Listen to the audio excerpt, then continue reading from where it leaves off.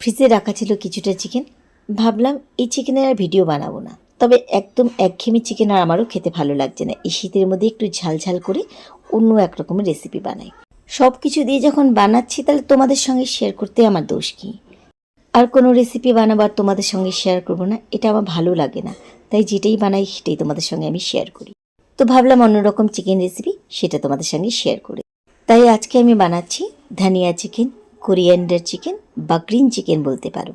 এই চিকেন বানানোর জন্য প্রথমে একটা জারের মধ্যে আমি এখানে নিচ্ছি দুটো মাঝারি সাইজের পেঁয়াজ, দিলাম কয়েক টুকরো আদা, সাথে দিচ্ছি 15 থেকে 16 কোয়া রসুন দিয়ে খুব ভালোভাবে প্রথমে মশলাটা বানিয়ে নিলাম।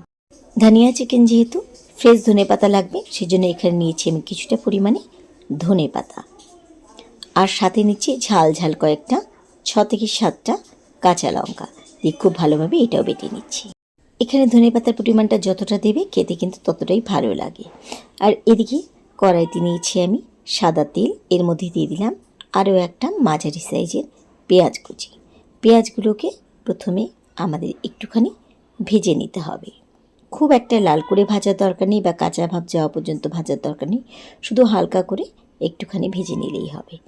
তো পেঁয়াজগুলো আমি এখানে ভেজে নিয়েছি। এবার যে মশলাটা আমরা বানিয়ে রেখেছিলাম সেটা এর মধ্যে দিয়ে দিলাম, দিয়ে ভালোভাবে এবার কষিয়ে নিচ্ছি। ধনিয়া চিকেন কিন্তু অনেক রকমভাবে তৈরি করা হয়, তার মধ্যে সব থেকে সহজ রেসিপিটা আমি তোমাদের সঙ্গে শেয়ার করলাম। দিয়ে দিলাম স্বাদ মতন 1.5 চামচ নুন, আর দিচ্ছি এখানে 1 চামচ ভরে ধনে গুঁড়ো, আর দিচ্ছি খুব সামান্য পরিমাণ হলুদ গুঁড়ো। হলুদ গুঁড়ো দেওয়াতে ধনিয়া চিকেনের কালারটা চেঞ্জ হয়ে যায়, তাই সব সময় কিন্তু সামান্য পরিমাণে দেবে যেন এর সবুজ কালারটা বজিয়ে থাকে। কিছুক্ষণ আমি কষিয়ে নিলাম। এবারে আমি এর মধ্যে দিয়ে দিচ্ছি চিকেনের পিসেসগুলো। এবার কিন্তু আমাদের খুব ভালোভাবে কষাতে হবে। তখন কিন্তু আমি ভালোভাবে কষাইনি। এখন কিন্তু স্টিম একদম মিডিয়াম টু লো এর মাঝে রেখে খুব ভালোভাবে আমাদের কষিয়ে যেতে হবে। কষাতে কষাতেই যেন এটা একদম সেদ্ধ হয়ে যায়। এই চিকেন রেসিপিটা বানিয়ে ডিনারে কিন্তু রুটির সাথে সার্ভ করে, রুটি বা পরোটার সাথে খেতে কিন্তু দারুণ লাগে, কারণ এটা একদম টেস্টটাই অন্যরকম হয়।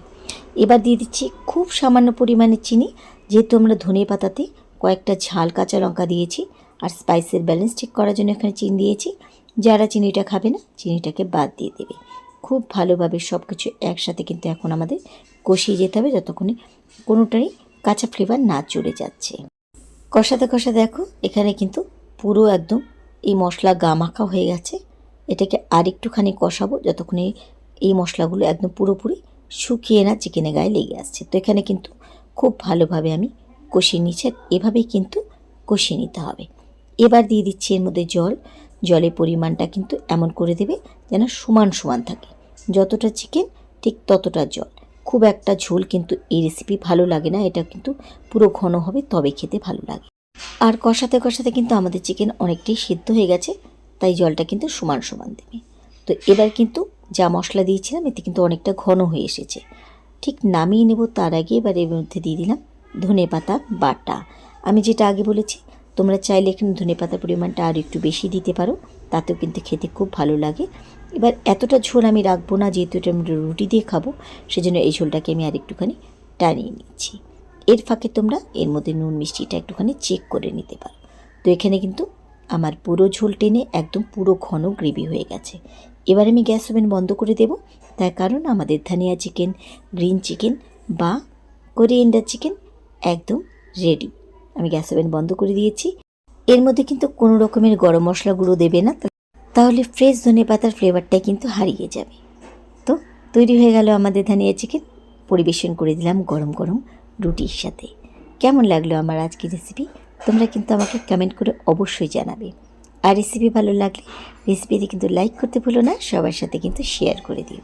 তাহলে আজকের মতো এইটুকুই। সবাইকে ধন্যবাদ জানিয়ে আজকে এখানে বিদায় নিচ্ছি। ফিরে আসবো আবার অন্য কোনো রেসিপির সাথে অন্য কোনো দিন। সেই পর্যন্ত সবাই খুব ভালো থেকো, সুস্থ থেকো।